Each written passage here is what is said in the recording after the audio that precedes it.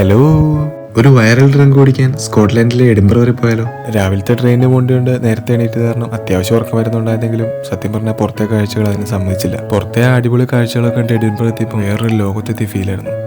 മറ്റൊരു സ്ഥലത്തും കാണാത്ത തരത്തിലുള്ള ഒരു സിറ്റി. ആകാശം മുട്ടെ പൊങ്ങി നിൽക്കുന്ന കെട്ടിടങ്ങളോ പുതിയ തരത്തിലുള്ള വീടുകളോ ഒന്നുമില്ല. എല്ലാം നൂറ്റാണ്ടുകൾ പഴക്കമുള്ള വീടുകളും കോട്ടകളും കെട്ടിടങ്ങളും മാത്രം. എന്തായാലും വൈകുന്നേരം തിരിച്ചു പോണത്, അപ്പൊ പിന്നെ സിറ്റി മൊത്തം ഒന്ന് കറങ്ങിയേക്കാന്ന് വിചാരിച്ചു. അങ്ങനെ ആദ്യം പോയത് എഡിൻബറ കാസൽ കാണാനായിരുന്നു. 12ാം നൂറ്റാണ്ടിന്റെ തുടക്കത്തിൽ പണിത ഈ കോട്ട ഒരുപാട് ഇംഗ്ലീഷ് സ്കോട്ടിഷ് യുദ്ധങ്ങൾക്കൊക്കെ സാക്ഷ്യം വഹിച്ചിട്ടുണ്ട്. ഓൺലൈനായിട്ട് ടിക്കറ്റ് ബുക്ക് ചെയ്ത് കഴിഞ്ഞാൽ അകത്ത് കയറി ഉള്ളിലത്തെ കാഴ്ചകളൊക്കെ കാണാൻ പറ്റും. ഒറ്റ ദിവസത്തെ പരിപാടി ആയിരുന്നുകൊണ്ടും നമ്മുടെ ലക്ഷ്യം അതല്ലായിരുന്നുകൊണ്ടും അവിടെ നിന്ന് ഇറങ്ങി അടുത്ത സ്ഥലത്തേക്ക് പോയി.